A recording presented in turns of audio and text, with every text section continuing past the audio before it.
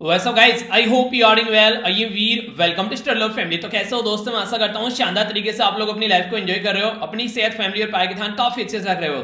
तो सबसे पहले तो तहे दिल से धन्यवाद इस वीडियो को इतना प्यार देने के लिए। मैं एक्सपेक्ट नहीं कर रहा था कि इतना अच्छा आप लोगों को ये वीडियो लगेगा, क्योंकि बेसिकली ये जो वीडियो है ये काफी लंबी हो गई थी। तो मुझे लग रहा था कि पता नहीं आप लोग किस तरीके से रिएक्ट करोगे, पर लेकिन कई सारे बच्चों के द्वारा जो पॉजिटिव कमेंट किए गए उसने मुझे और ज्यादा मोटिवेट किया कि सर ये देखिए कि एक वीडियो के अंदर जो कि 6 से 7 घंटे की वीडियो के अंदर 3 महीने का करंट अफेयर कवर हो रहा है, और वो भी डिटेल में, जो कि आप लोगों को हर एक एग्जाम में फायदा पहुंचा सकता है। तो वो जो कमेंट था वो कहीं ना कहीं अंदर से मतलब नहीं कि काफी मोटिवेट करके चला गया और दिल को छूकर चला गया।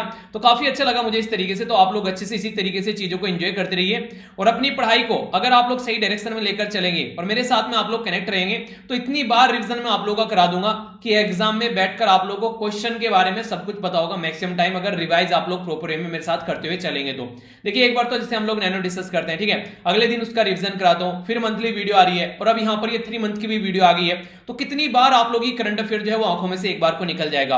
और ये इस तरीके से पढ़ाया जा रहा है कि इवन आंसर राइटिंग में भी आप लोगों को फायदा पहुंचाएगा, एस्से राइटिंग में फायदा पहुंचाएगा, इंटरव्यू में क्वेश्चन पूछे जा रहे हैं वहां पर फायदा पहुंचाएगा।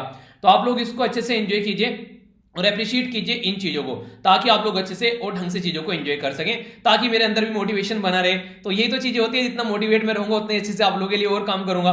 तो अच्छे से आप लोग इनको एंजॉय कीजिए, ठीक है। जिस किसी ने वीडियो नहीं देखी है जरूर देखेगा, और जो कोई बेसहारा है जिसको लगता है करंट अफेयर कैसे कवर होगा, तो ये वीडियो उस तक भी आप लोग जरूर पहुंचाइए, ये आप लोग की रेस्पॉन्सिबिलिटी है। तो संडे जो होता है थोड़ा सा फंडे होता है और थोड़ा सा स्टडी डे होता है। कोई क्विज में यहां पर नहीं डालता हूं, उसका रीजन ये है कई सारे बच्चे जो हैं, कुछ का संडे में एग्जाम होता है, कुछ को कई सारे काम होते हैं, ताकि ये वीडियो जो है अगर संडे में ना आप लोग देख पाए तो कभी भी बाद में देख लें। इसलिए इस वीडियो को मैं कंप्लीटली इंडिपेंडेंट बनाता हूं, पर लेकिन छोड़ना नहीं है, देखना जरूर है, क्योंकि बाद में आप लोगों को फिर दिक्कतें झेलनी पड़ जाती हैं अगर वहीं से ही कोई क्वेश्चन निकल कर आ जाए तो ये बात आप लोग जरूर ध्यान रखिएगा, ठीक है। तो आइए आगे बढ़ते हैं। पहले यहां पर एक डे है जो कि यहां पर बात कर रहा है किसके बारे में, ये बात कर रहा है कि जो आप लोगों ने कई बार मूवी में देखा होगा, जो नहीं लैंड माइनिंग बिछा देते हैं, वहां से अगर कोई होकर गुजरता है, कोई बड़ा व्हीकल अगर गुजरता है, टैंक वगैरह गुजरता था, तो उस तरीके से वो फट जाता था। तो इसके बारे में अवेयरनेस फैलाई जाती है यहाँ पर आज की डेट में भी। 4 अप्रैल को ये डे सेलिब्रेट किया जाता है। बेसिक पर्पज ये है कि देखिए आज की डेट में भी जो शांति बनाकर रखने की कोशिश की जाती है, क्योंकि कई सारी कंट्री जो है एक दूसरे के साथ में लड़कर इस तरीके की हरकतें कर रही है। बॉर्डर वाले एरिया में कई बार यहाँ पर ये जो चीजें हैं बिछा दी जाती हैं, और बॉर्डर वाले एरिया में कई सारे लोगों की भी इनकी वजह से जान चली जाती है। कई सारी कंट्री ऐसी जो इनका यूज करती है। इवन इंडिया पाकिस्तान के बॉर्डर पर अगर आप लोग बात करेंगे तो वहां पर भी काफी सारे ऐसे एरिया प्रोटेक्ट किए जाते हैं, ताकि पाकिस्तान की साइड से कोई हमारी कंट्री में एंट्री न कर सके, और पाकिस्तान वाले भी अपनी साइड में रखते होंगे कुछ ऐसी चीजें कर, ताकि बॉर्डर पर चीजों को एक तरीके से उन्हें कह रहे कि सामने वाले के मन में थोड़ा खौफ बनाकर रखा जा सके कि ऐसा कुछ हो सकता है। क्योंकि पाकिस्तान वाले बहुत ज्यादा मेहनत करते हैं बॉर्डर को क्रॉस करने में। आप लोगों ने देखा होगा कई बार सुरंग खोद कर आते हैं यार, नीचे नीचे सुरंग खोद कर। इतने टाइम में बैठकर अगर कुछ अच्छा काम कर लिया होता तो जिंदगी सुधर जाती। तो ऐसी ऐसी गंदी गंदी हरकतें तो करा लो इनसे। तो ये सिचुएशन आप लोग यहां पर देख सकते हैं। तो ये इस 4 जो अप्रैल को सेलिब्रेट किया था अवेयरनेस फैलाने के लिए कि ऐसी भी कोई एक्टिविटी देखने को मिल सकती है, तो इन सबको रोका जा सके, और खासकर जो लैंड माइन्स है या फिर जो एक्सप्लोसिव है उनको यहां पर एक तरीके से दूर रखा जा सके। देखिए, कोई भी किसी भी तरीके की वॉर हो उसको बेसिकली रोकने की कोशिश की जाती है, शांति बनाए रखने की कोशिश की जाती है, क्योंकि लड़ाई से कभी किसी का भला नहीं होता है। आप लोग देखिएगा, बाद में बैठकर बात ही करनी है तो क्यों ना पहले ही कर लो यार, जब बाद में बैठकर बात ही करनी है। तो ये कोशिश करनी चाहिए कि स्टार्टिंग से ही आप लोग शांति बनाकर रखो, ठीक है। कुछ शॉर्ट और इंपॉर्टेंट न्यूज है यहां पर। सबसे पहले जो न्यूज निकल कर आ रही है, ये बात की जा रही है ओवरसीज जो सिटीजन ऑफ इंडिया है, ठीक है। ओवरसीज सिटीजन ऑफ इंडिया है, वो नॉर्मली क्या होता था, अगर अपनी कंट्री में वापस आते थे, ओवरसीज मतलब जो हमारी कंट्री से बाहर चले गए और बल्कि इंडियन सिटीजन है, कोई ना कोई मूल आप लोगों को उनका कनेक्ट देखने को मिलेगा अपनी कंट्री से। मान लीजिए आप लोग चले गए किसी कंट्री में, जाकर पसंद आ गए, वहीं पर ही रहने लगे, बच्चे बच्चे वहीं, वाइफ वगैरह सब चीजें वहीं पर ही चीजें सेटल हो गई आप लोगों की। तो एक तरीके से आप लोगों के पास में कभी ना कभी पासपोर्ट रहा होगा। तो ये बोला जाता है कि पहले ये था कि अपना पुराना पासपोर्ट लेकर आना पड़ता था इन लोगों को, पर लेकिन अब वो लेकर आना नहीं पड़ेगा। तो जो ओसीआई है यानी कि ओवरसीज सिटीजन ऑफ इंडिया है, तो इंडियन जो डायस्पोरा है, जो अपनी कंट्री के ओरिजिन के लोग हैं, जो आज के डेट में बाहर रह रहे हैं, उनको पुराना पासपोर्ट नहीं रहना पड़ेगा, लाना पड़ेगा इंडिया में आने के लिए। और आज की डेट में वो यहां पर रह सकते हैं और काम भी कर सकते हैं इंडेफिनेट जो टाइम पीरियड के लिए। ऐसी कोई भी उनके ऊपर रोक टोक नहीं लगाई जाएगी। इसी के साथ में इनको सारी चीजें लगभग प्रोवाइड कराई जा रही हैं। बस ये नहीं कि ना तो ये एक तरीके से वोट डाल सकते हैं, एम्प्लॉयमेंट भी ले सकते हैं गवर्नमेंट सर्विसेज के अंदर, या फिर एग्रीकल्चर लैंड नहीं खरीद सकते हैं। इसके अलावा ऑल प्रिविलेज आप लोगों को देखने को मिलेंगे जो एंजॉय कर सकते हैं, कोई बिजनेस स्टार्ट कर सकते हैं और कई सारी चीजें, जैसे कि इवन ये मैंने बोला यहां पर एक तरीके से इंप्लॉयमेंट नहीं कर सकते गवर्नमेंट ऑफ इंडिया की सर्विसेज के अंदर, पर लेकिन अगर बात की जाए आरबीआई के अंदर, रिजर्व बैंक ऑफ इंडिया के अंदर, आप लोगों ने देखा यहां पर कई सारे ऐसे लोग हैं जो रिजर्व बैंक ऑफ इंडिया या फिर गवर्नमेंट के जो खासकर इस तरीके जो एक तरीके की जो पोस्ट होती है उनमें कई बार आप लोगों को पोस्टेड देखने को मिलते हैं, ठीक है। जैसे कि आप लोग देखने को मिले यहां पर रघुराम राजन साहब, ठीक है। तो इस तरीके से वहां पर आ सकता है पर्सन, पर लेकिन जैसे कि इंडियन एडमिनिस्ट्रेटिव सर्विस हो गई है जो कि इस तरीके की जो सर्विसेज होती हैं वहां पर आप लोगों को नहीं देखने को मिलेगा, ठीक है। तो ये बाकी सारी चीजें एंजॉय कर सकते हैं, ना तो वोटिंग राइट रहेगा, गवर्नमेंट एम्प्लॉई, और जो एग्रीकल्चर जो किसी खेती वाली जो जमीन है वो नहीं खरीदेंगे। तो ये बेसिक पर्पज है यहां पर। इसी के साथ में अगर बात करें वर्ल्ड लीडर्स के बारे में, तो इनके द्वारा देखिए आप लोगों ने देखा होगा कई बार अगर कोई एक प्रॉब्लम आ गई है तो फिर आगे से लोग ना अपना थोड़ा सा कमर कस लेते हैं पहले से ही। आप लोगों ने देखा होगा कि आग में जला हुआ छाछ भी फूंक फूंक कर पीता है, वही बात यहां पर बोली गई है कि देखिए कोविड-19 ने सबकी ऐसी एक तरीके से जिंदगी जला कर रख दी कि आज की डेट में लोग ये सोचने लगे कि आने वाले टाइम में क्या करना है। तो जो वर्ल्ड लीडर है वो एक साथ इकट्ठा हो रहे हैं, इंटरनेशनल ट्रीटी को यहां पर साइन करने की कोशिश की जा रही है 25 कंट्री के द्वारा, जिसमें यूरोपियन यूनियन और वर्ल्ड हेल्थ ऑर्गेनाइजेशन भी काम कर रही है। अकेले यूरोपियन यूनियन के अंदर ही 27 कंट्री है। 27 क्यों है? 28 थी नहीं भाई, 28 नहीं थी, अब 27 है। रीजन इसका ये है क्योंकि यूके बाहर निकल चुका है यहां पर, तो इसलिए 27 कंट्री यहां पर रह गई है। वो कैसे निकला? ब्रेग्जिट से निकला। ब्रेग्जिट क्या होता है? ब्रिटेन का यूरोपियन यूनियन से एग्जिट, ब्रेग्जिट बोलते हैं उसको। तो वो निकल गया, उससे उसका मन कर रहा था निकलने का, नहीं साथ रहना था उसके, तो वो इस तरीके से यहां पर टोटल 25 कंट्री ये बोल रहे हैं कि यार देखो आज की डेट में हम लोग को जो है जिंदगी को ऐसे लेकर चलना है, कल को हो सकता है कोई कोरोना की जगह रोना आ जाए, कल को सोरोना आ जाए, सोना मोना बोना डोना पता नहीं कौन कौन आ जाए। तो ये सारी चीजें, ऐसा आउटब्रेक अगर फ्यूचर में कोई खुदा ना खास्ता अगर आता है तो इससे डिस्टेंस बनाकर रखनी है, अपने आप को मिलकर हम लोग को कोऑर्डिनेट कर इंटरनेशनल लेवल पर ऐसी कोई महामारी है तो उसको रेस्पॉन्ड करने के लिए तैयार रहना है, हथियार लेकर आते ही जो है भून डालो गोली से। एम क्या है इसका? एम बेसिक यही है कि अगर इसके बारे में इंफॉर्मेशन, सबसे पहले तो चाइना वाली हरकतें नहीं करनी है गंदी गंदी कि आप लोग यहां पर कोरोना वायरस घूम रहा है और आप लोग उसके बारे में बता ही नहीं रहे लोगों को। जब ये पूरे वर्ल्ड में फैल गया तब कह रहे हैं अरे यार ये तो हमारे यहीं पैदा हुआ था, तो ये हरकतें नहीं करनी है। वायरस पैथोजन जो टेक्नोलॉजी, जो भी इस तरीके की चीजें जो भी आप लोग यूज कर सकते हैं इसको रोकने के लिए, वो सारी चीजें दवाई बनानी है तो मिलकर बनानी है। ऐसा नहीं कि अमीर कंट्री दवाई बना रही है, गरीबों को दवाई नहीं मिल रही है, वहां बेचारे लोग मर रहे हैं। अबे उन्होंने थोड़ी बनाया है कोरोना वायरस, उसकी वजह से मर रहे हैं। तो ये चीजें आप लोगों को ध्यान रखनी पड़ेगी, ठीक है। तो ये है बेसिकली जो पासपोर्ट वाली न्यूज़ है, सेलिब्रिटी पिक्चर है। यहाँ पर देख कितना प्यारी सी पृथ्वी के ऊपर ही पूरा मास्क लगा दिया। मास्क तो मैं आप लोगों को बोलूं ना, जिंदगी का पार्ट बना लीजिए यार। रीजन क्या है? रीजन ये इतना ज्यादा पोल्यूशन आप लोगों को बाहर देखने को मिलते हैं, अगर मास्क लगाकर आप लोग जाते हैं तो कम से कम उससे भी आप लोग थोड़ा अपने आप को सहूलियत में पा पाएंगे। तो मास्क को लगाने से घबराइए नहीं, अपना जिस तरीके से घड़ी लेकर चलते हैं, मोबाइल लेकर चलते हैं, वॉलेट लेकर चलते हैं, इसी तरीके से अपना मास्क जो है उसको भी पार्ट बना लीजिए जिंदगी का। तो कभी भी कोई दिक्कत जो हो सकती है कई सारी, उनसे पीछा छूट जाएगा, ठीक है। आगे चलते हैं। यहां पर एग्जाम वॉरियर, आप लोगों को पता है प्राइम मिनिस्टर मोदी साहब जो है बच्चों को मोटिवेट करने की कोशिश करते हैं, तो इनके द्वारा एक नया वर्जन निकाला गया भी एग्जाम वॉरियर। ये जो किताब है इनके द्वारा लिखी गई है, तो कौन है राइटर? प्राइम मिनिस्टर मोदी साहब, याद रखिएगा। तो यहां पर इसका प्रचार भी इनके द्वारा कई बार किया गया, मन की बात के अंदर भी इनके द्वारा बताया गया कि ये जो किताब है बेसिकली बच्चों के लिए कम और जो पेरेंट्स हैं उनके लिए ज्यादा है। किस लिए? क्योंकि पेरेंट्स जो प्रेशर डालते हैं ना आज के जो बेसिकली बच्चों के ऊपर कि इतने नंबर लेकर आने, बेइज्जती करवाओगे, नाक कटवा दी, मेरा बच्चा पढ़ता नहीं है, ये सारी चीजें। तो ऐसा है कि यहाँ पर बेसिकली एक नया मंत्र दिया जाता है बच्चों के लिए, बताया गया कि टेंशन नहीं लेनी है बिल्कुल भी, एग्जाम में जाकर आप लोगों को बिल्कुल शांति में, बेसिकली कुंभ का मेला नहीं है, फिर आएगा अगले साल, क्या टेंशन लेके क्या हो जाएगा, फालतू में परेशान रहते हो। तो मतलब पेरेंट्स के लिए भी और बच्चों के लिए भी अच्छे से यहाँ पर चीजों को बताया गया ताकि वो चीजों को ढंग से ध्यान रख सकें। रिटेल स्टोर पर मिलेगी, ऑनलाइन पे आप लोग इसको जाकर खरीद सकते हैं। अच्छा ये मत सोचना फ्री में है, ठीक है। प्राइम मिनिस्टर मोदी साहब जो है गुजरात के बिजनेसमैन है, ठीक है, हर जगह से वो पैसा कमाना जानते हैं। तो यहां पर एग्जाम वॉरियर जो है, तो पैसा मत देखो, ये देखो कि फायदा कितना होगा किताब से अगर लोगे इसको, ठीक है। तो नमो ऐप के ऊपर भी आप लोगों को ये अवेलेबल मिल जाएगी, तो ले सकते हैं अगर किसी को लगता है बच्चों को कैसे पढ़ाना है। हालांकि इसके बारे में बहुत सारी तो आप लोगों को अवेलेबल ऑनलाइन चीजें मिल जाएगी।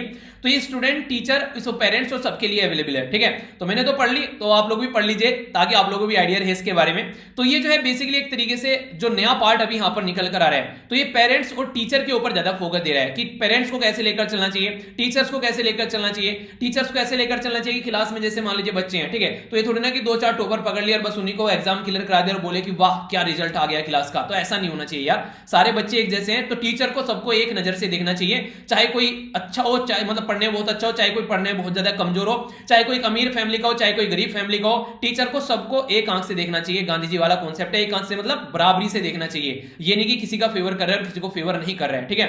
तो ये आप लोग ध्यान रखिएगा। जैसे एक बच्चा बोला था सर जो मॉर्निंग में उठते हैं आप उनको फेवर करते हैं, तो यार फेवर नहीं करता हूं। कुछ चीजें ऐसी हैं, जैसे मान लीजिए एग्जाम क्लियर कर कर आप लोग आ गए, ठीक है, तो आप लोगों ने हिम्मत की है, सबसे ज्यादा आप लोगों ने हिम्मत की है, तो आप लोग क्लियर कर कर आ गए, तो आप लोगों को अप्रिशिएट करना बनता है। इसी तरीके से जो मॉर्निंग में उठ रहा है उसके लिए हिम्मत लगती है, तो कुछ ऐसा काम जो सबके बस की नहीं है, कुछ लोग कर लेते हैं, तो उसके लिए उनको अप्रिशिएट करता हूं, ऐसी बात नहीं है।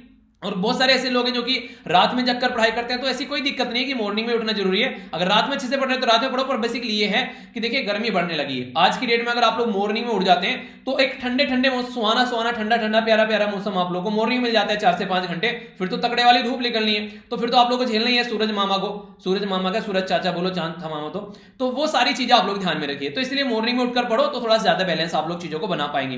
नेक्स्ट बात की जा रही है union minister for environment and जो के द्वारा कांग्रेचुलेट किया गया यहाँ पर, यह महेंद्र गिरी। ऐसे क्वेश्चन आप लोगों से बन सकते हैं पर्सन इन न्यूज में, यहाँ पर आप लोगों से, ये कौन है यहाँ पर, ये महेंद्र गिरी, तो ये एक पर्सनैलिटी हमारी कंट्री में जो एक रेंज ऑफिसर, कहां पर, राजाजी नेशनल पार्क। तो राजाजी जो टाइगर रिजर्व है बेसिकली, यहां पर आप लोगों को देखने को मिलेंगे। इनके द्वारा एशिया का प्रेस्टिजियस जो अवार्ड है, जिसको इंटरनेशनल रेंजर अवार्ड बोलते हैं, तो ये जो अवार्ड है ये इनके द्वारा जीता गया है, ठीक है।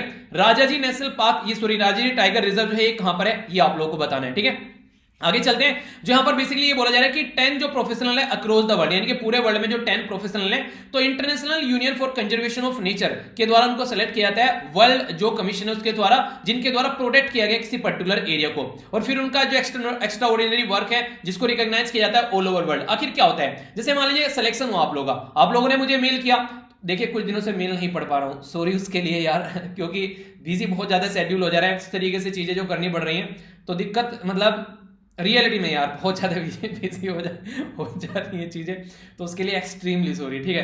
तो कई सारे बच्चों के मेल आ रहे हैं, मैंने एक नज़र डाली थी पर लेकिन इतने सारे हैं, मतलब उन्हें की हिम्मत हार गया, मैंने कहा यार उसको बाद में देख लूंगा, पहले पीपीटी बना लेता हूँ अगली वीडियो के बैठ कर सॉरी उसके लिए, ठीक है। देखूंगा संडे वगैरह में जिससे टाइम मिलता है तो थोड़ा सा बैठ के उसको देखूंगा, ठीक है। तो यहाँ पर बेसिकली कई सारे बच्चे मेल करते हैं, तो जैसे फिर मैं आप लोगों को बताता हूँ कि इन बच्चों का सिलेक्शन हुआ है, कम्युनिटी टैग में डाल देता हूँ या फिर टेलीग्राम पर डाल देता हूँ, तो वो बच्चों को देखकर दूसरे बच्चे बोलते हैं कि सर मुझे भी आपको एक दिन ऐसा ही मेल लिखना है, सर मैं भी आपको बताऊंगा या बताऊंगी, तो इससे आप लोगों के अंदर मोटिवेशन आता है। तो यहाँ पर जो अवार्ड दिया जाता है ताकि ऑल ओवर वर्ल्ड में ऐसा काम करने के लिए लोग प्रेरित हों, तो इसलिए यहाँ पर देखने को मिलता है। प्रकाश जावड़ेकर साहब जो है उनके द्वारा यहाँ पर अभी डीजल इलेक्ट्रिक मल्टी यूनियन, ठीक है, तो याद रखिएगा DEMU, तो डीजल इलेक्ट्रिक, डीजल से भी चलेगी और इलेक्ट्रिसिटी से भी चलेगी, ये मल्टीपल जो यूनिट है जिसको DEMU बोला गया है, ये यहां पर भी स्टार्ट की गई है। तो ये काफी इंपॉर्टेंट है, देखिए जो पोल्यूशन फैलता है आज के डेट में जो डीजल की वजह से, तो उसका अल्टरनेटिव इलेक्ट्रिसिटी भी है यहां पर, तो ये काफी अच्छी चीज है, ठीक है। तो यहां पर ये फाल्टन टू, ये बेसिकली पुणे में देखने को मिलेगी, जो यहां पर लोनार्ड से होते हुए, तो ये बेसिकली काफी इंपॉर्टेंट ट्रेन यहां पर रहने वाली है महाराष्ट्र के अंदर। तो यहां पे देखिए सारी चीजें इंप्लीमेंट की जाती है ना, आगे चलकर काफी ज्यादा फायदा फिर देखने को मिलता है, क्योंकि पोल्यूशन काफी हद तक ये कम कर देती है, ठीक है। तो इसके बारे में बेसिक इंफॉर्मेशन है जिसके बारे में आप लोग एक मोटा मोटा आइडिया रख सकते हैं, ठीक है। आगे बढ़ते हैं, जो नेक्स्ट न्यूज है ये काफी इंपॉर्टेंट न्यूज है और एक इंटरनेशनल न्यूज है। बात की जा रही है यहां पर किसके बारे में, स्ट्रेटेजिक पैक्ट के बारे में बात की जा रही है। देखिए आज के डेट में जो ईरान है उसकी एक खस्ता हालत हो चुकी है कि यूएसए के जो नए प्रेसिडेंट आए हैं जो बाइडेन साहब, उन्होंने भी यहां पर बेसिकली ईरान के साथ में बहुत बुरी हरकतें कर दी हैं। लग नहीं रहा था कि वो यहां पर ऐसा कुछ करेंगे, उनके द्वारा बोला जा रहा था कि आते ईरान न्यूक्लियर डील साइन करेंगे, पर लेकिन ईरान को लेकर गुस्सा है यूएसए की जो बेसिकली जनता है उनके अंदर, तो इसलिए यहां पर ये एक्टिविटी देखने को मिल रही है। उनके द्वारा भी चीजों को नहीं कहते कि फूक फूक कर कदम रखा जा रहा है, कल को कुछ भी हो गया तो सारा ठेकरा मेरे ऊपर फोड़ दिया जाएगा कि ये है वो इंसान जिसने ये हरकतें की है। तो अपनी इन तरीके की चीजों से बचने के लिए इनके द्वारा ये स्टेप उठाए जा रहे हैं। चलिए जो भी है, लेकिन इंपॉर्टेंट बात यहां पर ये हो गई कि देखिए लगभग आज के में बात करें तो ईरान और जो चाइना है वो एक पायदान में आकर बैठ गए हैं, यानी कि दोनों मिलकर काम करेंगे। 25 साल के लिए स्ट्रेटेजिक कोऑपरेशन का पैक्ट साइन कर लिया गया है। तो जैसे रसिया जब G8 से बाहर निकाला गया, G7 कंट्री बनाया गया, तो रसिया चाइना की गोद में जाकर बैठ गया, या फिर आप लोग बोलिए चाइना रसिया एक दूसरे की गोद में बैठ गए, तो ईरान भी उसी कैटेगरी में आ जाएगा। पाकिस्तान ऑलरेडी बैठ चुका है, तो एक नया गुट तैयार किया जा रहा है यहां पर यूएसए के द्वारा ऐसी हरकतें कर। तो अभी फिलहाल जो 25 साल का ये एग्रीमेंट है इसमें चाइना जो है ईरान को बैक करेगा, क्योंकि अभी रिसेंटली यूएसए के द्वारा जो विड्रॉ किया गया था ईरान न्यूक्लियर डील से, तो नए प्रेसिडेंट भी उसमें नहीं आ रहे हैं। तो ये डीप करेगा ईरान और जो चाइना के रिलेशन है, इसी के साथ में इन्वेस्टमेंट बढ़ेगा, जैसे ट्रांसपोर्ट में, पोर्ट में, एनर्जी, इन जो इंडस्ट्रीज, सर्विस, इतना पैसा है चाइना के पास में भाई साहब। वर्ल्ड में सबसे ज्यादा अमीर लोग आज के में चाइना में है, यानी कि दुनिया भर का पैसा इकट्ठा कर चुके हैं, तो आसानी से कहीं पर भी इन्वेस्टमेंट कर देते हैं। हमारी कंट्री के लिए दिक्कत बन जाती है, क्योंकि हमारी कंट्री के पास में इतना पैसा तो है नहीं, अपनी कंट्री पर हम लोग फोकस नहीं कर पाते, इतनी सारी पॉपुलेशन है हमारी कंट्री में, तो ढंग से हम लोग चीजों को इंप्लीमेंट कर नहीं पाए तो दिक्कतें देखने को मिल जाती है। तो इसी के चलते इसके बारे में देखते हैं क्या सोल्यूशन निकलते हैं यहाँ पर। अभी बात ये की जा रही है कि चाइना के द्वारा बोला गया है जो बेसिकली आज के डेट में अगर बात करें, चाइना $1 ट्रिलियन जो बेल्ट रोड इनिशिएटिव है, बेल्ट रोड कौन सा है, ये रोड एंड बेल्ट इनिशिएटिव। तो ये बोलते हैं ना कि ये वाला जो आप लोग देखते हैं, तो सिल्क जो इकोनॉमिक बेल्ट है यहाँ पर, ये आप लोग देखते हैं, इसी के साथ में जो मैरीटाइम सिल्क जो रोड है ये आप लोग यहां पर देखते हैं। तो अलग अलग एरिया को कनेक्ट करने की बात की जा रही है। तो यहां से आप लोग देखिए एशिया को कनेक्ट कर दिया, ये देखिए यूरोप के साथ में कनेक्ट कर दिया, अफ्रीका के साथ में कनेक्ट कर दिया। तो अभी यहां पर पाकिस्तान के साथ में कनेक्ट कर चाइना पाकिस्तान इकोनॉमिक कॉरिडोर ला रहे हैं, तो यहां से ईरान को भी कनेक्ट कर देंगे। तो हमको क्या दिक्कत देखने को मिलेगी भाई साहब, बहुत बड़ी दिक्कत होने वाली है। हमारे पड़ोस में आकर बैठ गए हैं, वैसे ही चारों तरफ से घेर रखा है। अगर आप लोग देखिए यहां से पूरे चारों तरफ से इंडिया को घेर रखा है इन्होंने। अब ये ईरान में जाकर भी यहां पर अपना दबदबा पटाएंगे, तो इससे हमको क्या दिक्कत होगी। हम लोग यहां पर चाबार पोर्ट डेवलप कर रहे थे, पाकिस्तान में गवादर पोर्ट था जो इनके द्वारा डेवलप किया गया था, 72 किलोमीटर की डिस्टेंस थी।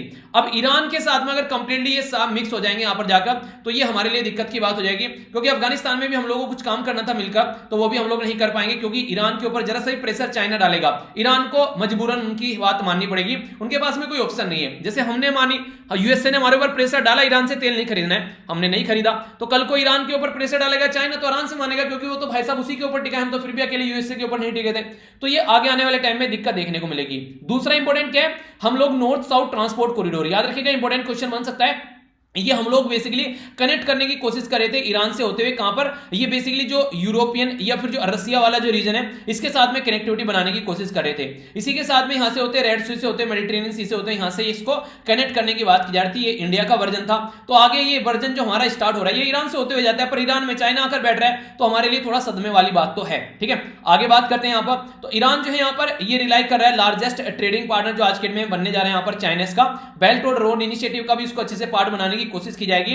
तो इंडिया के कंसर्न क्या है, तो सबसे बड़े तो जो मैंने अभी कंसर्न आप लोगों को बता दिए, कल को चलकर ह्यूज इन्वेस्टमेंट करेगा, सिक्योरिटी और मिलिट्री के बीच में भी कोऑपरेशन किया जा रहा है, तो परमानेंट मिलिट्री के लिए बेस मिल जाएंगे चाइना को आराम से। यहां पर चाइना को कोई नहीं रोकेगा, क्योंकि ईरान जो है कंप्लीटली उसको सपोर्ट करेगा। इंडिया जो है चाबार पोर्ट को लेकर काफी ज्यादा एक्साइटेड था, पर एक्साइटमेंट जो है वो अभी धुंधला पड़ता हुआ यहां पर नजर आ रहा है। तो दिक्कतें देखने को मिलेगी, चाइना आकर बैठ जाएगा अगर वहां पर। इंडिया जो है वो जियोपॉलिटिकल अगर राइवलरी देखें यहां पर यूएसए की और जो चाइना की, उसके चलते खामियाजा हमको भुगतना पड़ रहा है ईरान को लेकर। क्यों, क्योंकि देखिए जितना यूएस से चिल रहा है ईरान से, उतना ही चाइना के पास में जा रहा है। चाइना के पास में जा रहा है तो हमारी जो स्ट्रेटेजिक पॉइंट ऑफ से हम लोगों को नुकसान हो रहा है। ऊपर से जो क्रूड ऑयल हम लोग खरीदते थे ईरान से, वो भी नहीं खरीद पा रहे हैं यूएसए के चक्कर में। तो बहुत सारी ऐसी दिक्कतें यहां पर देखने को मिल रही है। तो इनकी जो लड़ाई है, वो नहीं कहते कि जब दो बड़ी बड़ी बिल्डिंग गिरती है तो बाढ़ में जो छोटी छोटी जो बिल्डिंग होती है उनको भी नुकसान पहुंचता है। तो यही देखने को मिलेगा। इंडिया का जो डायलेमा है यहां पर बेसिकली ये बात की जा रही है कि यूएसए के बारे में अगर आप लोग बात करते हैं, तो यूएसए के द्वारा यहां पर जो बॉर्डर स्टैंड ऑफ देखने को मिला यहां पर भी रिसेंटली, तो इंडिया जो है वो हम लोग को यूएसए से इसलिए पॉजिटिव नहीं जा सकते, क्योंकि यूएसए जो है वो हम लोग को उसमें सपोर्ट कर रहा था कि लाइन ऑफ एक्चुअल कंट्रोल में चाइना हमारे सामने आकर खड़ा हो गया, तो यूएसए हमारे साथ में था। तो चाइना के साथ में, तो बेसिकली ईरान के साथ में जाएंगे, यूएसए गुस्सा हो जाएगा, तो वहां नहीं जा सकते। ईरान अगर आज के डेट में बात करें, जिस तरीके चाइना हरकतें कर रहा है, तो यूएसए के हम लोग को सपोर्ट की जरूरत है। और इसी के साथ में चाइना का जो फुटप्रिंट है यहां पर ईरान के अंदर बढ़ेगा, तो आसानी से अफगानिस्तान के अंदर भी इनका फुटप्रिंट बढ़ेगा। क्योंकि देखिए यहां पर अफगानिस्तान तो एक लैंडलॉक कंट्री है, तो इसलिए और बड़ी दिक्कत यहां पर देखने को मिलेगी। तो इस तरीके से हमारे लिए सोचने वाली बात है। तो अफगानिस्तान और सेंट्रल एशिया में जो हम लोग अपना एक बेसिकली रूट बना रहे थे यहां पर, जिसको यहां पर नॉर्थ साउथ ट्रांसपोर्ट कॉरिडोर बोला जाता, तो वो भी हमारे हाथ से निकलता हुआ नजर आ रहा है। निकलता हुआ क्या, बेसिकली चाइना आ जाएगा तो फिर दिक्कत तो देखने को मिलेगी। ठीक है, बाकी क्या है, बाकी यही है कि चाइना और रसिया जो है वो ऑलरेडी यहां पर बेसिकली प्रेशर बनाने की कोशिश कर रहे थे यूएसए पर, ताकि यूएसए जो है यहां पर ज्वाइंट कॉम्प्रिहेंसिव जो एक्शन ऑफ प्लान, जिसको ईरान न्यूक्लियर डील बोलते हैं, उसमें आ जाए, पर लेकिन नहीं आए। इसी के साथ में यूनिलेटरल सैंक्शन जो है लगाए गए ईरान के ऊपर, तो वो भी रिवोक नहीं किए इनके द्वारा। जो हरकतें यहां पर जो रायता फैला कर गए थे जो डोनाल्ड ट्रंप साहब, जो बाइडेन आने के बाद में उनके ऊपर कोई एक्शन ही नहीं ले रहे, तो इसलिए यहां पर और सोचने के लिए मजबूर हो रहा है कि किस तरीके से चीजें चलेंगी। तो पहले थोड़ा सा इसके बारे में बता देता हूं, जो फर्स्ट टाइम देख रहे हैं कि ईरान न्यूक्लियर डील क्या होती है। देखो भाई साहब, 2015 में ना ईरान के साथ मिलकर कई सारी कंट्री P5+1 परमानेंट 5 मेंबर कौन कौन से हैं, ये हो गया यूके, यूएसए, फ्रांस, चाइना, रसिया, और +1 कौन हो गया यहाँ पर जर्मनी। तो इनके द्वारा मिलकर ये किया गया कि किस तरीके से आप लोगों को शांति बनाकर रखनी है। ठीक है, तो ये सारी कंट्री जो थी 5, तो ये और एक जर्मनी, इनको P5+1 बोलते हैं। तो इनके द्वारा बोला गया कि न्यूक्लियर आप लोग एक्सपेरिमेंट नहीं करने, बॉम्ब नहीं बनाने हैं। तो ईरान ने बोला ठीक है नहीं बनाऊंगा। तो बोला वो क्या करूंगा, तो बोला कि तुम क्या कर सकते हो, बिजली बना लो इससे। ठीक है, अपना रिएक्टर चला लेना, अपना घर में आप लोग इससे वॉशिंग मशीन चलाना, टीवी देखना, इंटरनेट चलाना, एंजॉय करो इसको। ठीक है, पर लेकिन बॉम्ब नहीं बनाना। ठीक है, तो वो मान गए भाई साहब। पर लेकिन डोनाल्ड ट्रंप बोले कि क्यों नहीं, मैं उनको इलेक्ट्रिसिटी भी नहीं बनाने दूंगा, ठीक है, ऐसा नहीं होने दूंगा मैं। तो 2018 में वो क्या किया, उन्होंने उससे बाहर निकल गए। अब फिर यहाँ पर ये जो बाइडेन थे बोले थे कि मैं आऊंगा, शांति बनाए रखो, मैं शांति कर दूंगा, पर लेकिन इन्होंने भी कोई शांति नहीं करी। तो ईरान ने बोला कि यार मेरे क्या सिर में दर्द है, मैं इस डील को फॉलो कर रहा हूं। ईरान भी बाहर निकलना उससे स्टार्ट हो गया, ताकि जो Germany, France, Britain, Russia, China ये प्रेशर बना सके उसके ऊपर। पर लेकिन यूएसए के ऊपर प्रेशर ही नहीं पड़ रहा है, इसका यूएसए सैंक्शन हटाने के लिए तैयार ही नहीं है। तो एक नया एक मुद्दा यहां पर देखने को मिल रहा है, जो कि समझना पड़ेगा किस डायरेक्शन में चीजें जाने वाली हैं। ये जो न्यूज है स्टेट से रिलेटेड, आप लोगों को पता है क्या आज के डेट में इलेक्शन का माहौल बना हुआ है कंट्री के अंदर। तो ये मैक्सिमम जो न्यूज आती है आज के डेट में इन सब चीजों को देखने को मिलती है कि ईवीएम क्या है, ये वीवीपैट, इन सब से रिलेटेड अभी न्यूज क्यों निकल कर आई है। एक पर्सन होता है जिसको बोलते हैं पोलिंग एजेंट। पोलिंग एजेंट कौन होता है, अगर कोई पॉलिटिकल पार्टी ए है, उसको आज के डेट में इलेक्शन में पार्टिसिपेट करना है, तो वो पॉलिटिकल पार्टी क्या करेगी, हर एक जो बूथ होगा जहां पर आप लोग वोट डालने जाते हैं, इनका एक एजेंट रहेगा इस पॉलिटिकल पार्टी का। इसी तरीके से कोई पॉलिटिकल पार्टी भी है, उसका भी एजेंट रहेगा।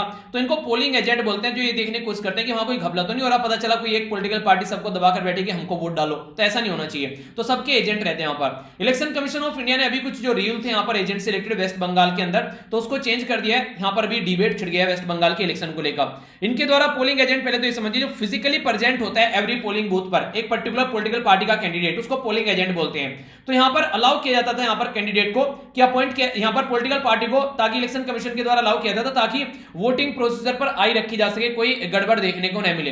तो इलेक्शन कमीशन ऑफ इंडिया के जो रूल के बारे में बात करें, तो ये बेसिकली जो ये एजेंट है ये फेमिलियर होना चाहिए, कि उसको पता होना चाहिए कि वोटिंग मशीन कैसे काम करती है, वीवीपैट क्या है, यहाँ पर किस तरीके से मशीनें ये काम करती हैं, तो उनको पता होना चाहिए। यानी कि जैसे यहाँ पर पहले ऐसा होता था, तो आप लोग ये बैलेट पेपर बोलते थे, आज के डेट में तो यूज नहीं करते हो। अब यहाँ क्या यूज किया जाता है, तो ये ईवीएम यूज की जाती है। तो फंडा क्या है यहाँ पर, फंडा सीधा सीधा यहाँ पर इसका ये है कि कल को अगर चल के कोई ईवीएम अगर दबा रहा है, बटन दबा रहा है ईवीएम में, तो किसको वोट जा रही है, तो ये कौन बताएगा, ये बताएगा वीवीपैट। वीवीपैट क्या है यहाँ पर, ये voter verifiable paper audit trial है। तो ये बताएगा इसके बारे में कि अगर यहाँ पर कोई ऐसी चीजें देखने को मिल रही है, तो उसी के बारे में यहां पर बेसिकली बातें की जा रही हैं कि क्या मतलब है इसका मतलब सीधा सीधा ये है कि कल को चलकर अगर सही जगह वोट जानी चाहिए, गलत जगह वोट नहीं जानी चाहिए, ये बातें इनके द्वारा बताई जा रही है। तो जो पोलिंग एजेंट है यहां पर ये बेसिकली एक तरीके से यहां पर पहले जो बोला गया था, जो रूल होते थे उसमें चेंज किया गया। ये पोलिंग एजेंट जो है ये एक पर्टिकुलर जो रिटर्निंग जो बात की जा रही है कि at the end of the day जब काम कंप्लीट हो जाता है, तो पोलिंग एजेंट यहां पर अटेंड करता है, जो डेमोन्स्ट्रेशन जो भी दिया जाता है, जो रिटर्निंग ऑफिसर होता है जिसको आरओ बोलते हैं, कि मशीन कैसे काम कर रही है उसको चेक करता है, उसका ऑपरेशन देखते हैं कि ये वोटिंग मशीन काम कर रही है नहीं कर रही है, तो ये भी वहां पर पार्टिसिपेट करता है। नए रूल ये लाए गए कि पॉलिटिकल पार्टी जो है वो अब नॉमिनेट कर सकती है एक पोलिंग एजेंट को booth with in the assembly जो यहां पर सेगमेंट है। यानी कि अगर वो उस पर्टिकुलर एरिया से वोटर है किसी पर्टिकुलर असेंबली के अंदर, ठीक है, तो वहां पर ये बेसिकली इसको यहां पर इसको एक तरीके से पोलिंग जो है एजेंट बना सकते हैं, ठीक है। अर्लियर क्या था कि एजेंट जो होगा वो वोटर होगा उस बूथ लेवल का, जो कि या फिर एडजॉइनिंग किसी दूसरे बूथ का जो वहां पर पर्टिकुलर एरिया में वो रहता है। यानी कि आप तो यहां पर कोई भी आ सकता है, थोड़ा सा इसका स्पेयर जो है बढ़ा दिया गया इनके द्वारा। पहले था कि उस एरिया का रहने वाला लोकल एरिया ही कोई आएगा, या तो उस बूथ में वो वोट डालता हो या फिर उसके बराबर वाले बूथ में वोट डालता हो, तो वही रहेगा। तृणमूल कांग्रेस इसको अपोज कर रही है, उनको लग रहा है ये रूल सही नहीं है, तो जो भी है वो आर्बिट्रेरी बोल रहे हैं, यहाँ पर बायस बोल रहे हैं इसको, जो भी है, तो इसकी वजह से यहाँ पर ये न्यूज में है, ठीक है। तो हल्का सा आइडिया आप लोग इसके बारे में रखिएगा, ज्यादा कंफ्यूज नहीं होना है। काफी प्यारी न्यूज है यार, थोड़ा सा ध्यान से सुनिएगा, कई सारी इंटरेस्टिंग बातें आप लोगों को जानने को मिलेगी। इकोनॉमी के बारे में बात की जा रही है। ये जो इंपॉर्टेंट न्यूज है यहाँ पर बात की जा रही है मॉनेटरी पॉलिसी कमेटी के बारे में, जिसको बोलते हैं आप लोग एमपीसी। मॉनेटरी पॉलिसी कमेटी जो थी ये 2016 में बनाई गई थी, और 2016 में जब बनाई गई थी इसको टारगेट दिया गया था कि आप लोगों को महंगाई यानी कि इन्फ्लेशन जो है वो 4 + -2 यानी कि 2 से लेके 6 के बीच में रखना है। कैसे, 4 में 2 जोड़ेंगे तो 6 हो गया, 4 में से 2 घटाएंगे तो 2 हो गया, तो 2 से लेके 6 के बीच में इसको ये पॉलिसी रखनी थी। कितने टाइम के लिए, 2016 में जब इसको स्टार्ट किया गया तो बोला था कि 2021 तक का आप लोग यहाँ पर इसको लेकर चलना है। तो 31 मार्च में यहाँ पर इसका टाइम पीरियड जो है वो एक्सपायर हो गया है, कि यहाँ पर इसको जो टारगेट दिया था कि वो एक्सपायर हो चुका है अभी यहाँ पर। तो फिलहाल इसको क्या बोला जा रहा है कि आगे आने वाले 5 साल के लिए, और यानी कि कब तक का, 2026 तक अब यहां पर ये टारगेट इनका चलने वाला है कि 4 + -2 के बीच में जो है वो इन्फ्लेशन का टारगेट इनको दे दिया गया है। तो इसी को फॉलो करने की बात की जा रही है आने वाले टाइम के लिए भी, ठीक है। तो याद रखिएगा आरबीआई के द्वारा यहां पर जो बेसिकली ये जो सेटअप की गई थी यहां पर मॉनेटरी पॉलिसी कमेटी 2016 में ये पिक्चर में आई थी। तो आरबीआई इन इट्स जो करेंसी एंड फाइनेंस जो रिपोर्ट है उसमें ये रिकमेंडेशन दिया गया था इसके द्वारा यहां पर, जिसको आगे लेकर इसी तरीके से कंटिन्यू रखने की बात की जा रही है। कुछ और इंपॉर्टेंट बातें यहां पर, कंज्यूमर प्राइस इंडेक्स ये फॉलो करता है, जो आप लोग याद रखिएगा, यानी कि जो इसके अंदर इन्फ्लेशन की जो टारगेटिंग की जाती है 4+-2, 2 से लेकर 6 के बीच में, तो ये कंज्यूमर प्राइस इंडेक्स को ट्रेस करता है, जो कि retail price of the goods and service होता है, हाउस होल्ड जो परचेज करते हैं उसके लेवल पर, तो डेली जो कंजप्शन होता है उसको चेक करता है। तो यही इन्फ्लेशन टारगेटिंग जो है इसकी 1 अप्रैल 2021 से लेकर 31 मार्च 2026 तक रहने वाली है। एक तो ये इंपॉर्टेंट बात याद रखिएगा। सेंट्रल बैंक जो है, जो गवर्नमेंट है, 2015 में एग्री हुए थे कि ऐसा कुछ लेकर चलना है। वर्ड यहां पर यूज किया गया फ्लेक्सिबल, जो इन्फ्लेशन टारगेट है। फ्लेक्सिबल क्यों बोला गया? आप लोग देख सकते हैं ना, 2 से लेकर 6 के बीच में इन्फ्लेशन रखना है, तो फिक्स तो नहीं बोला कि 4 रखना है, 5 रखना है, 3 रखना है। आप लोगों को ये बोला गया 2 से लेकर 6 के बीच में रख लो, तो इसको बोलते हैं फ्लेक्सिबल इन्फ्लेशन टारगेटिंग। तो ये टारगेट दिया गया, अडॉप्ट किया गया 2016 में। अब आप लोगों से पूछा जाएगा, ये मॉनेटरी पॉलिसी कमेटी है, ये एमपीसी जिसको आप लोग बोलते हैं, ये किसके हिसाब से काम करती है? तो रिजर्व बैंक ऑफ इंडिया का एक्ट है यहां पर 1934 का, जिसके हिसाब से यहां पर ये बेसिकली बनाएगी, और फ्लेक्सिबल ये टारगेट दिया गया इन्फ्लेशन के लिए यहां पर, ठीक है। तो वंस एवरी 5 ईयर इसको सेट कर दिया जाता है इस टारगेट को, फिर आगे इसको फॉलो करके चलते हैं। तो फ्लेक्सिबल इन्फ्लेशन जो अडॉप्ट किया गया यहां पर सेंट्रल बैंक के द्वारा, और ताकि जो देखिए कई सारी और भी चीजें रहती हैं ताकि चीजों में स्टेबिलिटी लाई जा सके। एक तरीके से इंटरेस्ट रेट जो होता है, एक्सचेंज रेट जो होता है, आउटपुट या इंप्लॉयमेंट रेट, तो कई सारी ऐसी चीजें होती है जिसको मैनेज किया जाता है, ताकि महंगाई अगर कंट्रोल में रहेगी तो सारी चीजें कंट्रोल में रहेगी। मॉनेटरी पॉलिसी कमेटी जो है बेसिकली यहां पर ये आप लोगों को देखने को मिलेगी, 6 मेंबर होते हैं इसके अंदर, 3 गवर्नमेंट के होते हैं और 3 आरबीआई के होते हैं। तो टोटल मिलाकर रिजर्व बैंक ऑफ इंडिया के जो गवर्नर है वो इसको यहां पर चेयर करते हैं। तो ये कुछ बेसिक इसके बारे में इंफॉर्मेशन भी आप लोगों से कई बार पूछ ली जाती है। तो एक्ट ये याद रखेगा, जो कि यहां पर basically reserve bank of India का एक्ट है यहां पर 1934 का, जिसके हिसाब से इसको एस्टेब्लिश किया गया।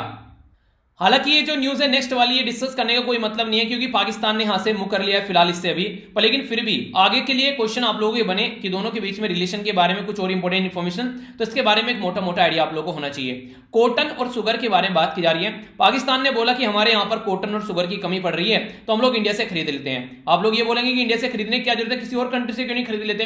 तो इनके द्वारा ये बोला है कि इंडिया से सस्ता मिलता है, हमारे पास से पैसा कम है, तो भाई साहब यार आप भेज दो यहाँ पर। तो इंडिया ने बोला ठीक है भाई साहब भेज देंगे, पर लेकिन क्या आप लोग इतनी औकात रखते हैं कि खरीद पाएंगे हम जो सस्ता बेच रहे हैं उसमें भी? तो पाकिस्तान ने बोला बिल्कुल औकात रखते हैं, पर लेकिन इनको ये तो पता नहीं था कि आप लोग यहाँ पर खरीदोगे जैसे यहाँ पर तो इंटरनल कोई और बात यहाँ पर निकल कर आएगी, क्योंकि गवर्नमेंट इंडिपेंडेंट काम थोड़ी ना करती है। अब ये पता नहीं वहां के जो कट्टरपंथी उनके द्वारा इनके ऊपर प्रेशर डाला गया, या फिर यहाँ पर चाइना की साइड से प्रेशर आया, इसके बारे में तो कुछ पता नहीं है। पर इन्होंने जो एक बार बोला था कि जो हम लोग की खरीदने वाले हैं ऐसा कुछ, तो इनके द्वारा फिलहाल वो है उसको मना कर दिया गया है, ठीक है। तो डिसीजन जो लिया गया था पाकिस्तान की गवर्नमेंट के द्वारा यहाँ पर, ये बेसिकली ये अभी फिलहाल लिया गया था इसको करने का, फिलहाल इनके द्वारा जो डिसीजन है वो पहले अब यहां पर हटा दिया गया है। तो decision to cancel the trade, ये पहली बार जो लिया गया था यहां पर अभी फिलहाल रिसेंटली 2019 में देखने को मिला था, जब आर्टिकल 370 चेंज किया गया। आर्टिकल 370 हमारी कंट्री में चेंज हुआ, मिर्च यहां पर लगी इनको, और इन्होंने ट्रेड कैंसिल कर दिया।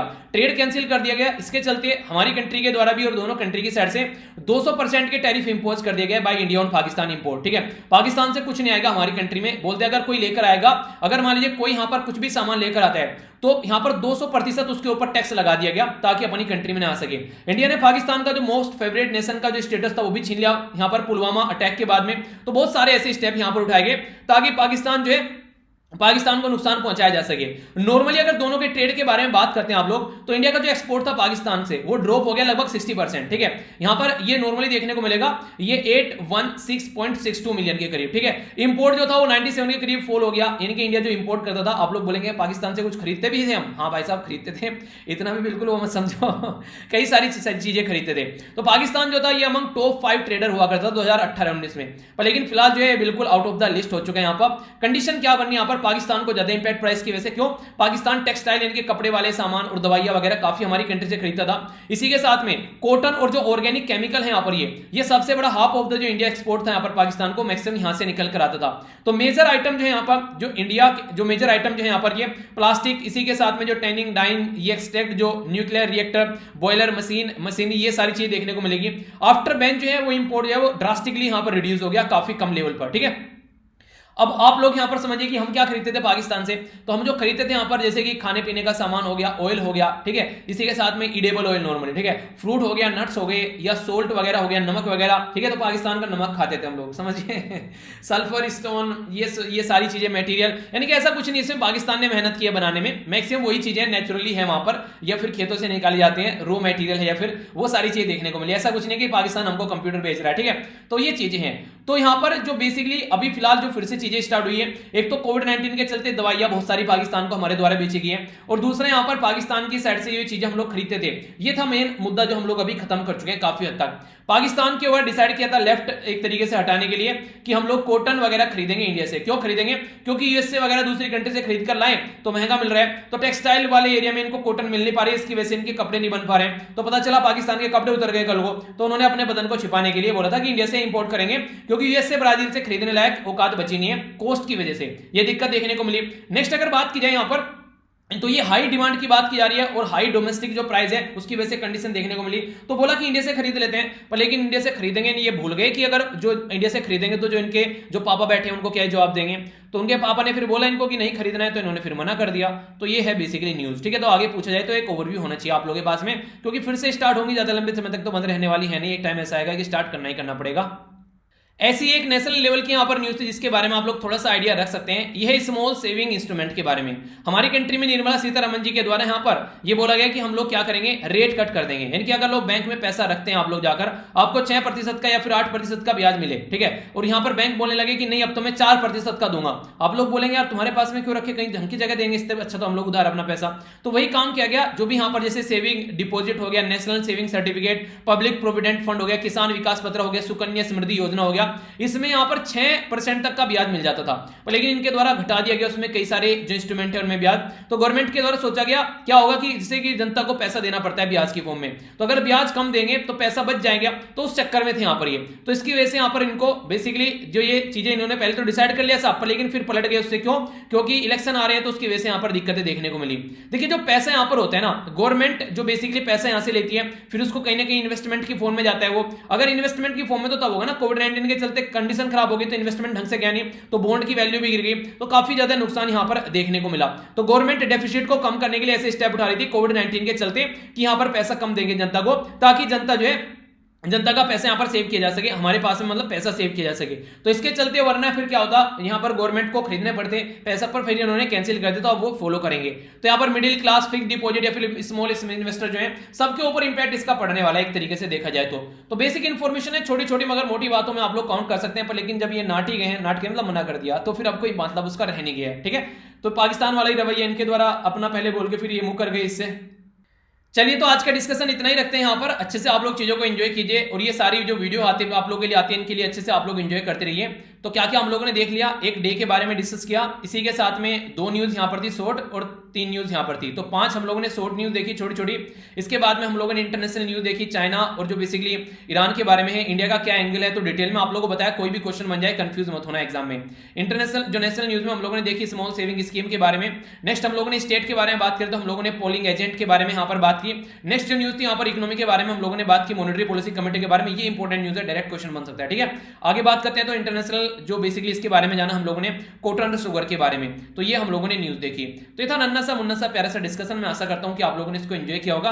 अगर हाँ तो पीडीएफ जाकर डाउनलोड कर लेना, और अपना प्यार दिखाना जरूर यहाँ पर वीडियो के नीचे कमेंट कर सकते हैं, फिर आप लोग इसको लाइक कर सकते हैं ताकि यूट्यूब इसको दूसरों को भी रिकमेंड करे।